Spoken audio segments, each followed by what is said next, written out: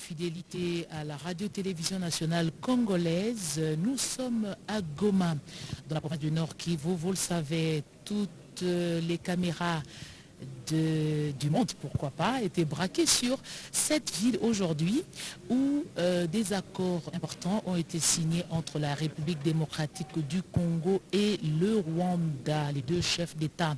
Après avoir visité les dégâts causés par l'éruption volcanique du côté du Rwanda, ils l'ont fait aujourd'hui, ce samedi 26 juin, du côté de la République démocratique du Congo. Après cela, les deux présidents ont présidé la signature des différents accords. Alors, nous avons organisé ce plateau spécial depuis l'hôtel Serena dans la ville de Goma avec des signateurs de ces accords. Il s'agit du ministre des Finances Nicolas Kazadi. Bonsoir, monsieur le ministre.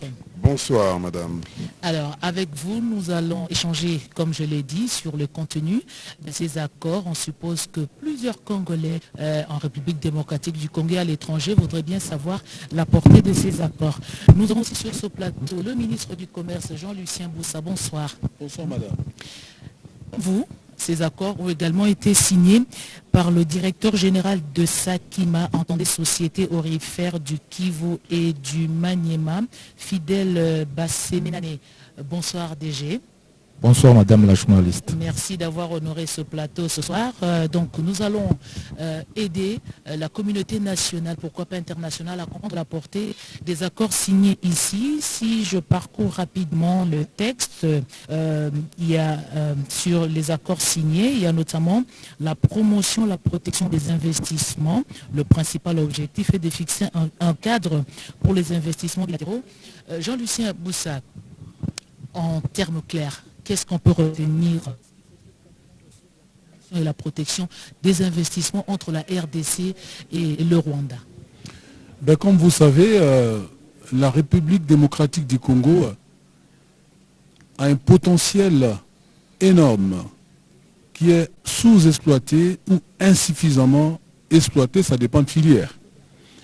Et donc aujourd'hui, les défis du président de la République, Félix-Antoine Tshisekedi et le gouvernement de la République, c'est véritablement de changer des paradigmes.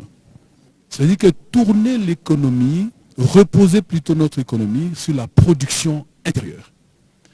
Lorsqu'une économie repose sur la production intérieure dans les secteurs diversifiés, le revenu du pays augmente, les revenus des populations augmentent, les emplois sont créés.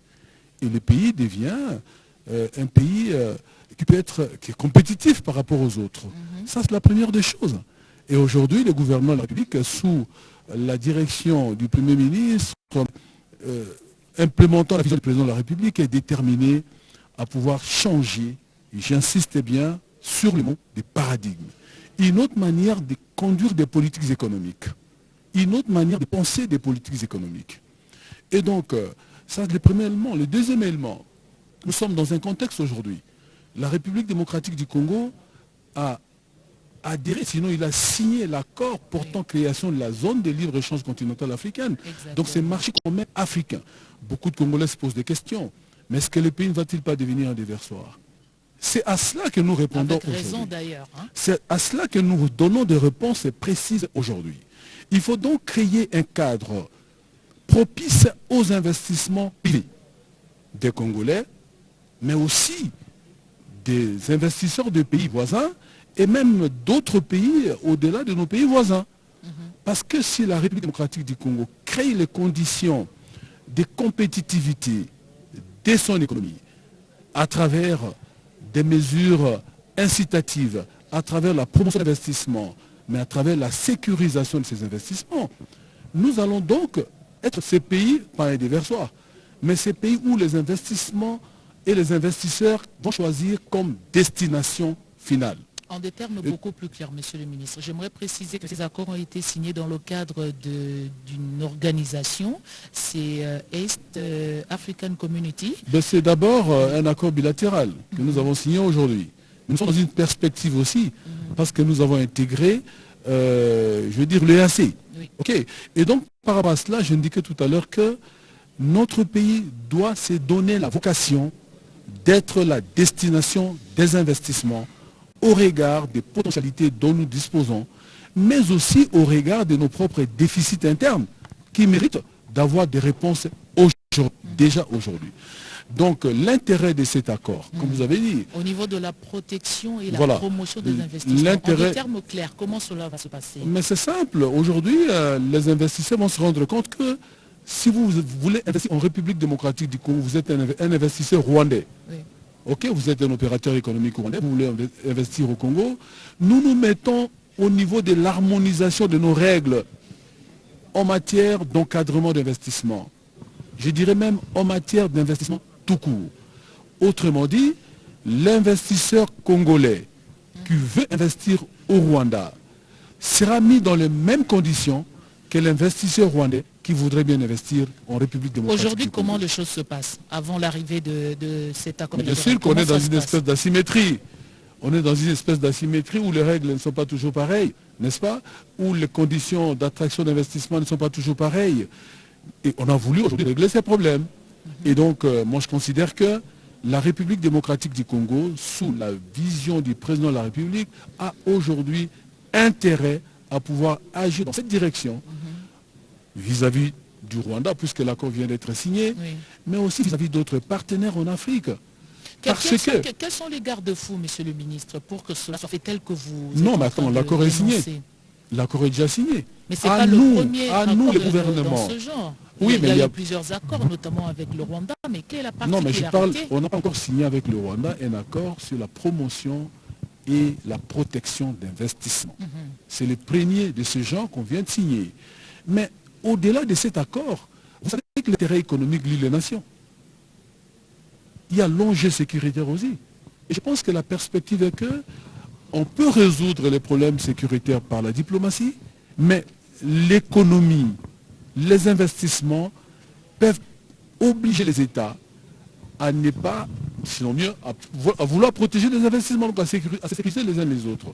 Donc je voudrais revenir sur le fait qu'aujourd'hui, un opérateur privé congolais qui a de l'argent et qui a trouvé un créneau au Rwanda, n'aura pas à se poser beaucoup de questions par rapport à cette espèce d'asymétrie des règles.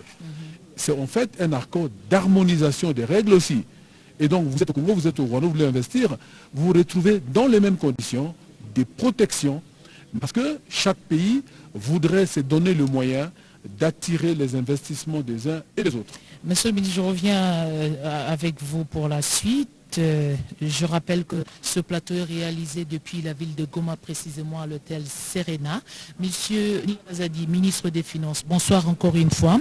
Alors, une des conventions qui a été signée aujourd'hui devrait éviter la double imposition et lutter contre l'évasion fiscale. Comment comprendre cela de manière très simple?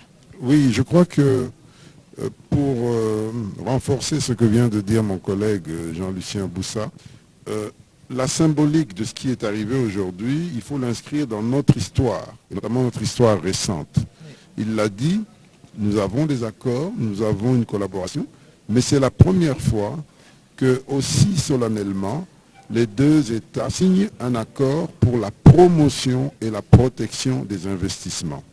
Ça veut dire que c'est historiquement un signal fort, que nous voulons changer, tourner la page du passé, regarder dans une direction nouvelle tous les deux pays. Cette direction nouvelle, c'est la promotion et la prospérité économique. Alors que nous étions dans une histoire passée qui ne mettait pas toujours, et en tout cas pas de manière aussi claire et aussi transparente, la promotion et la prospérité économique en avant. Et donc, c'est un signal historique très fort qui coïncide avec le moment où la RDC vient d'intégrer la communauté des États d'Afrique de l'Est, East African Community. C'est une communauté de 7 pays, dont 6 ont une frontière avec notre pays, environ 177 millions. Avec la RDC, on s'approche les 280 millions. Et donc, tout cet enchaînement de symboles montre qu'il y a une ère nouvelle qui est en train de naître dans les relations de la RDC dans la sous-région, et par rapport à la question de la paix. Je peux ajouter également cette fameuse opération d'État de siège qui montre que nous sommes dans un enchaînement où nous voulons mettre fin à tout ce qui mettrait au conflit, à tous les héritages de conflits du passé, et nous voulons résolument mettre en avant une nouvelle ère de prospérité économique. C'est la marche de tous les pays civilisés. Après des périodes troubles, on fait la paix et on regarde et on construit. C'est ce qu'on est en train de faire et c'est un élément extrêmement symbolique.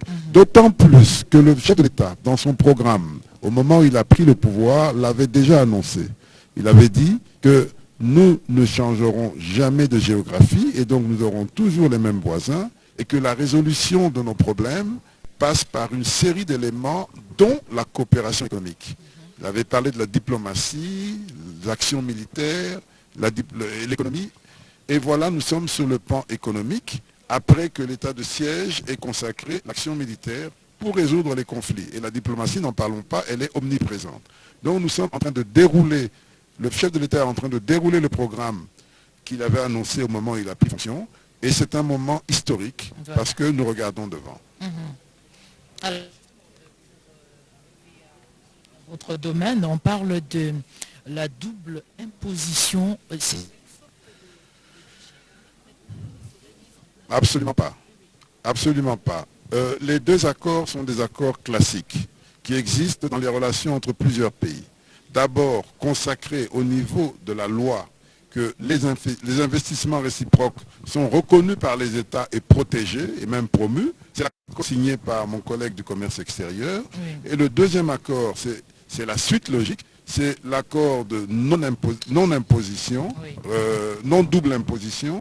C'est la mise en œuvre, c'est un accord qui veille à ce que les opérateurs économiques des deux pays puissent bénéficier d'une complémentarité fiscale et non pas d'une double taxation, tout simplement. Je suis opérateur économique, je suis ici, j'ai des investissements au Congo. Comment cela va se passer? Oui, ça veut tout simplement dire que lorsque, par rapport aux deux cadres fiscaux existants, lorsque un opérateur économique est soumis à certaines taxes dans le pays A, eh bien que le pays B ne lui exige pas les mêmes taxes, qu'il fasse valoir qu'il les a déjà payées dans le pays A. Et c'est régi par des règles, c'est des pratiques connues. C'est comme ça que cet accord, ce document a été préparé par nos administrations fiscales respectives et que nous avons signé aujourd'hui. C'est pour encadrer cela et qu'il n'y ait pas d'abus en matière de fiscalité. Très bien, c'est aussi pour la... Monsieur le ministre de Commerce, comment les choses se passent dans les échanges commerciaux maintenant? Est-ce qu'il y a une double imposition et vous voulez justement régler ce problème-là parce que vous formalisez? Mais justement, nous sommes, comme j'ai indiqué tout à l'heure et comme l'a si bien dit le ministre des Finances, nous sommes dans une approche d'harmonisation fiscale. Et d'ailleurs, c'est la perspective qui devrait être la nôtre dans les jours à venir. Aussi bien dans le cadre aussi bien dans le cadre de la ZLECAf que dans le cadre des autres organisations sous-régionales dans lesquelles la RDC fait partie. Si nous voulons pousser notre économie plus fort, nous devons devenir compétitifs, y compris sur le plan fiscal. Comment notre fiscalité est-elle perçue par nos propres opérateurs économiques? Comment est-elle perçue par les investisseurs qui veulent venir, bien sûr, en République démocratique du Congo? Il faut identifier les vrais problèmes. Et dès lors que les problèmes sont identifiés, nous sommes résolument tournés vers la réponse ou les réponses adéquates à ces problèmes. Donc, l'harmonisation fiscale est une condition de compétitivité de nos économies, c'est une condition d'attractivité des investisseurs et des investissements. Et c'est essentiel. Très bien. J'ai annoncé 3 invités sur ce plateau. Un qui a aussi signé des accords comme vous. Il s'agit de Fidèle Bazemena. Il est directeur général de la société aurifère du Kivu et du Maniema Sakima. Bonsoir encore une fois, monsieur le DG. Bonsoir, madame la journaliste. Alors, que représente l'acte que vous avez posé aujourd'hui en présence des 2 chefs d'État? Bon, l'acte que nous venons de poser, c'est vraiment la matérialisation de la coopération qui peut être entre nos 2 pays.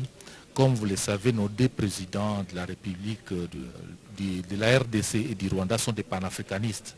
Donc il n'est pas normal que nous ayons des problèmes de collaboration entre les deux pays et particulièrement entre opérateurs économiques. Ce qui fait que nous, en tant qu'entreprise publique, au travers le président de la République, M. Félix Antoine Tshisekedi, et l'autre société de la République sœur, nous sommes venus matérialiser la possibilité de collaboration entre États. Il est vrai que déjà la coopération où il y a des opérateurs économiques qui sont du Congo ou du Rwanda qui collaborent, mais ça c'est vraiment une impulsion en tant que la volonté des autorités de la République pour voir dans quelle mesure est-ce que nos deux peuples peuvent collaborer et aller de l'avant.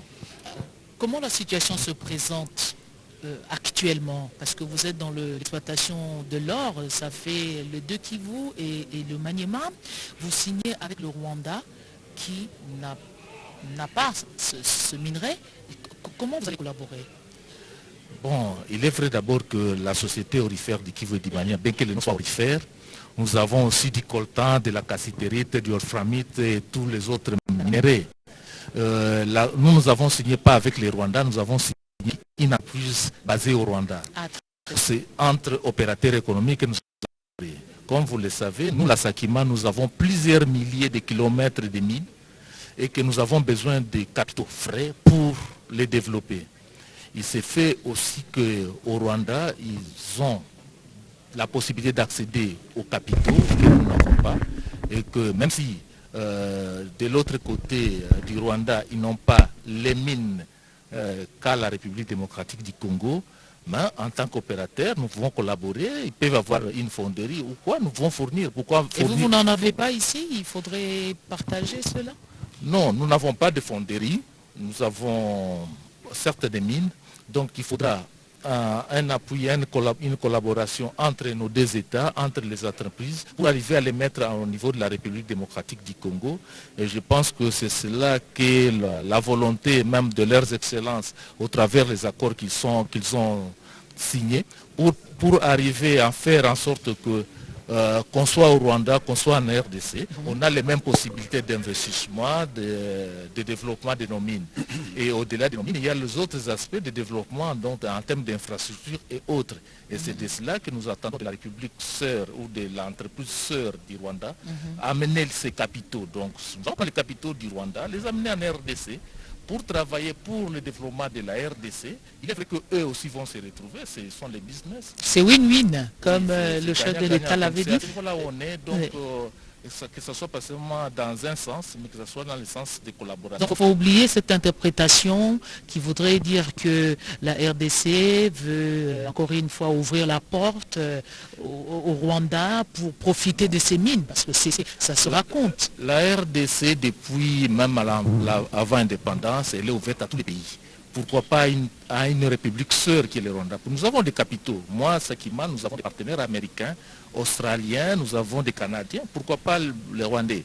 Ce sont les dollars, c'est de l'argent pourvu que ça profite à la République. Et j'ai là la volonté de deux chefs de l'État de voir comment est-ce que nous pouvons collaborer de façon franche et sincère.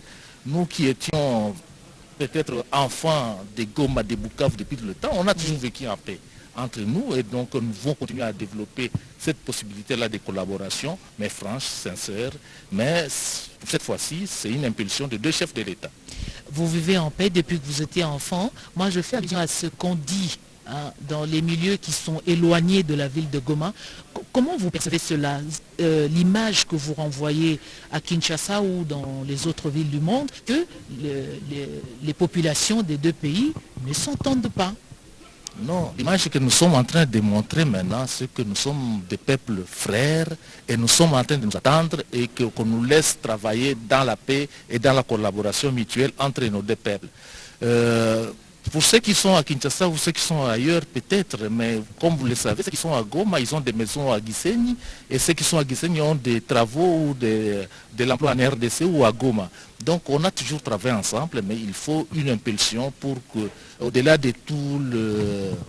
je peux appeler ça incompréhension ou les noms des choses, des problèmes de mauvaise communication, qu'on comprenne qu'une fois pour toutes que la République démocratique du Congo et la République du Rwanda travaillent et vont travailler en synergie pour permettre à ce que les investissements se fassent au Rwanda en RDC pour les bénéfices des peuples. Je vois le ministre des Finances avoir des éléments. Vous voulez compléter? Oui, non, je pense qu'il faut que nous apprenions tous à donner une chance à la paix et à la prospérité dans l'ordre. C'est ce qu'on est en train d'essayer de mettre en œuvre. Prenons l'exemple de l'or. Pendant longtemps, nous avions une entreprise aurifère prospère, même 2 ou 3 dans la région, qui sont toutes aujourd'hui en difficulté. Il y a de l'or qui est produit de manière artisanale. Cet or ne se retrouve pas dans les statistiques officielles du pays parce que ça sort par la frontière et c'est vendu dans les pays, à partir des pays voisins. C'est ce que nous voulons aujourd'hui rattraper et mettre dans l'ordre. Nous voulons le mettre dans l'ordre. Voilà pourquoi on a créé un cadre juridique, la promotion et la protection des investissements, la non-double taxation. Parce que vous savez que parmi les raisons qui font que l'or congolais est vendu à partir de pays voisins, il y a aussi la concurrence fiscale. Donc, sur le plan fiscal, il y a un effort à faire pour une forme d'harmonisation qui permette d'éviter cela. Et enfin, il faut organiser la production en amont. C'est ce que nous voulons faire en bonne intelligence avec les différents marchés qui nous entourent parce que les marchés sont un. Et donc, c'est un réalisme et c'est la recherche de l'efficacité. Voilà ce qu'on est en train d'essayer de faire. Et il faut donner de la chance à cette nouvelle opportunité, à cette nouvelle donne, à cette nouvelle vision. Maintenant, il y en aura toujours qui seront mécontents. Il y en a qui ne veulent jamais rien. Il y en a qui n'ont qu'un discours de la mort, un discours du désastre. Eh bien, ceux-là, bon, même s'ils sont de moins en moins nombreux, eh bien, on ne peut pas faire grand-chose contre eux. Merci, Monsieur le ministre. Jean-Lucien Boussa, le climat des affaires. Souvent, on indexe l'insécurité dans cette région. Quelle chance peut avoir cet accord que vous venez de signer aujourd'hui? Oui, mais comme l'a dit le ministre des Finances tout à l'heure, en d'autres termes, cet accord vient répondre à des questions claires, mais relever des défis aussi clairs. Vous savez que beaucoup de Congolais savent que nous perdons beaucoup de nos recettes douanières par la fraude. Mais d'où vient la fraude? Mais la fraude peut être justifiée par le fait d'une fiscalité asymétrique. Par exemple, la fraude aussi peut être due au fait qu'on n'a pas, des possibilités d'aligner nos incitations en termes d'investissement. La fraude aussi vient du fait qu'on ne collabore pas. La RDC produit des matières premières.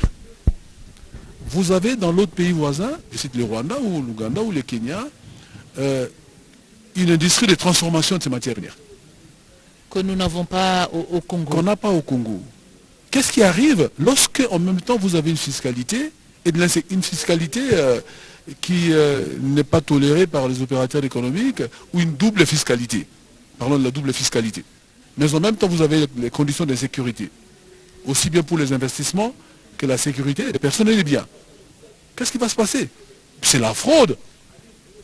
C'est la fraude à l'importation. C'est un vieux problème. C'est la fraude à l'exportation. Vous n'arrivez toujours pas. Mais c'est le moment de résoudre les problèmes. À un moment donné de l'histoire du pays, il faut qu'on s'arrête pour se poser des bonnes questions et donner des réponses. Mais des vous pensez que le moment est arrivé? Bien sûr. Nous avons aujourd'hui, et j'aimerais le dire à haute voix, un président de la République qui a une vision très claire, qui a une détermination sans équivoque. Mais il faut que nous puissions implémenter cette vision et nous mettre sur la droite ligne des économies qui fonctionnent de manière moderne. Donc le moment est arrivé et ces accords viennent justement de répondre à des questions précises pour relever des défis clairs en matière d'investissement et de règles transparentes, tout simplement, pour que les investisseurs d'un pays ou de l'autre viennent investir ouvertement. Et en ce moment, on règle les problèmes de l'informel et de la fraude. Mais ayant des conditions fiscales qui soient les mêmes. Pourquoi pas? En ce moment-là, les investisseurs sont différents. Et je pense que ces accords profitent plus à la République démocratique du Congo, qui a des potentialités immenses. Mais ces potentialités, on en parle toujours depuis des siècles. Oui, mais le moment de les transformer là, je pense qu'il faut à un moment donné sortir je ne suis pas pessimiste. Vous donnez l'impression de ne plus croire en beaucoup de choses.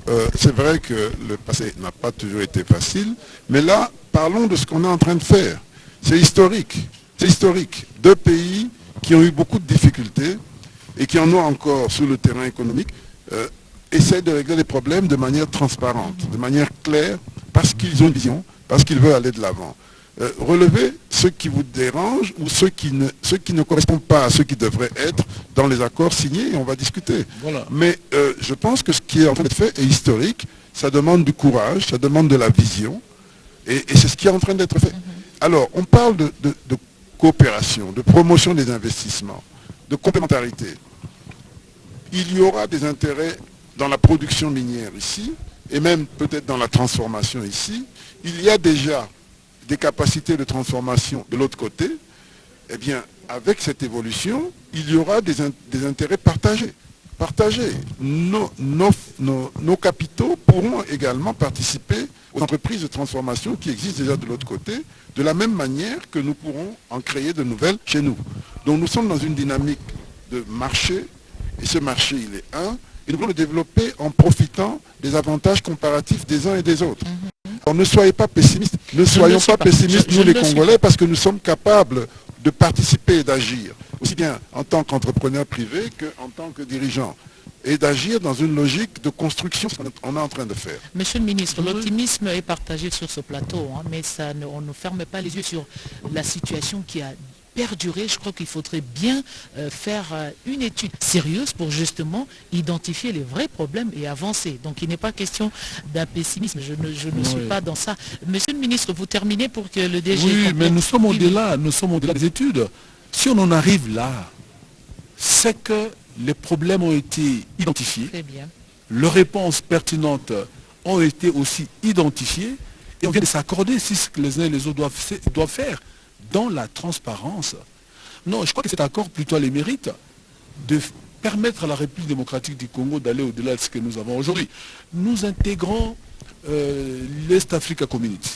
Mais vous savez que de ce côté-là, ils sont très avancés sur les règles fiscales, sur les règles en matière d'immigration, mais aussi sur le développement d'infrastructures communes. Est-ce que nous allons attendre longtemps pour que, parce que bon, voilà, ça n'a jamais été fait comme ça, et donc on doit s'arrêter. Le développement des infrastructures communes, il y a des comment programmes, ça va être construit dans les zones... Non, les principes d'intégration, même ils sont même allés au-delà du principe. La réalité des politiques d'intégration dans cet espace sous-régional, c'est qu'il y a la mobilité des capitaux, il y a la mobilité des personnes et des biens, mais il y a le développement des infrastructures communes. Et donc la RDC devra aussi bénéficier de ces atouts, n'est-ce pas, pour mettre au même niveau, ne fût-ce qu'en termes de défis infrastructurels, mais aussi en termes de bénéfices des mouvements d'investissement d'un pays vers un autre. Je pense plutôt que ce qui vient de se passer aujourd'hui, qui est historique, certes, mais c'est déterminant par rapport à la volonté interne au Congo de pouvoir reposer son économie sur la production intérieure et non sur les importations. Pour que cela ne reste pas sur des discours, vous êtes membre du gouvernement en toute responsabilité. Qu'est-ce que la RDC doit faire pour justement profiter de ce que les autres, vous avez dit, il y a au moins 6 voisins de la RDC qui sont déjà membres. Quelle est la part de la RDC pour que cela marche comme ça a été, c'est profitable pour les autres? Le rôle de l'État, c'est de créer un cadre propice aux investissements. Le rôle de l'État, c'est de créer un environnement aussi avantageux pour les actions ou les opérations économiques et les investissements de tout genre. Ça, c'est le rôle de l'État. Si l'État n'a pas créé ce rôle, ça affecte négativement les possibilités d'attirer les investisseurs dans un pays. C'est ce que nous sommes en train de créer, c'est très important. Dès lors que nous mettons au niveau compétitif par rapport à d'autres pays africains, je sais si le potentiel qui est réel, nous sommes autant de fois plus grands que tel ou tel autre pays, mais nous avons des potentialités immenses qui n'attendent que le mouvement des investissements des secteurs privés, tant nationaux qu'étrangers. Et nous avons la capacité d'absorber. Absolument, absolument. C'est pourquoi les cadres est créé. Et au niveau du gouvernement, l'effort est en train d'être mené tous les jours pour que ces cadres soient de plus en plus améliorés. Merci. Et nous sommes optimistes parce qu'il y a un temps pour dormir, mais il y a aussi un temps pour se réveiller. Nous, on est réveillés, on est à Goma, précisément à Serena Hotel. Monsieur Fidèle Bazemena, je rappelle que vous êtes directeur général de Sakima, une entreprise publique qui a signé aujourd'hui un accord avec une société qui évolue à Kigali, c'est ça? À Kigali, d'être au Rwanda. Au Rwanda. Voilà, vous êtes dans les secteurs miniers. Est-ce que vous avez des problèmes pour évoluer normalement avec la sécurité longtemps évoquée ici? Est-ce que ça handicape? Oui, c'est un handicap, mais je voudrais compléter leurs excellences parce que c'est ce qu'ils viennent de dire. Oui, rapidement, parce qu'on va terminer. De façon concrète. Aujourd'hui, en RDC, parce que moi je vous ai dit que nous sommes dans l'or, dans la casserie, dans les coltans et autres minéraux. On prend un exemple le plus simple. Nous produisons de l'or en RDC d'exploitation artisanale. La province nous frappe 10%. Au niveau national, c'est 5%. Ça fait 15%. Et dans l'entretemps, quand on a l'or qui serait produit au Rwanda, c'est 3%. L'opérateur économique, qu'est-ce qu'il fait? Il est tenté. Pour les coltans, c'est pareil. On a un conteneur de coltans, plus ou moins $1 million, qui est plus ou moins la valeur, ou $1,5 million la valeur. Et ici, c'est 10%, c'est 15%, de l'autre côté, c'est 3%. Merci. Quel est l'enjeu de l'opérateur aux gens du creuseur ou des négociants autres? C'est de braver les lacs. Voilà. Je brave les lacs, je paye $20 000, merci, je ne paye pas $100 000. Merci. Et là, ce sont les réponses claires que leurs excellences, le gouvernement et le président de la République sont en train d'amener au niveau du pays pour que la fiscalité, la parfaite soit plus ou moins la même chose. Oui. Dans tous les cas, pour nous les opérateurs économiques, parce que bien que je sois public, je demeure un opérateur économique, que l'effort au-delà de l'international soit aussi fait au niveau local. Donc des frais ordinaires pour être dans la fiscalité. Cela veut dire tout simplement que, madame, pour revenir à votre question, oui, quand il y a l'insécurité au niveau, donc ça donne toutes les occasions là, de la fraude et des gens, des groupes armés qui sont prêts à prendre les minéraux parce qu'on va leur donner $10 000, ils bravent, ils amènent, ils conduisent, ainsi de suite. Si on a la paix, l'administration sera aussi forte, l'administration civile sera aussi forte pour que nos minéraux ne puissent pas transverser de l'autre côté.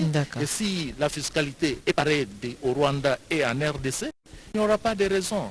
Je voulais terminer, madame, parce que vous voulez... On a dépassé le temps, on aura une occasion d'échanger un peu plus sur ça, DG. Oui, permettez... Allez-y rapidement, s'il vous plaît. La RDC, la cassiterite, les coltans sont transformés en Malaisie. Pourquoi donner la chance à la Malaisie, qui est à plusieurs dizaines de milliers de kilomètres, qu'au Rwanda, qui est à côté, où on paiera moins en termes de transport? Mais qu'à cela ne tienne, si les capitaux peuvent être au Rwanda ou en RDC dans les mêmes conditions, c'est vrai que les opérateurs économiques de la RDC vont travailler pour avoir des fonderies ici. Et la Sakima est en train de travailler déjà pour avoir une usine de transformation du coltan en RDC.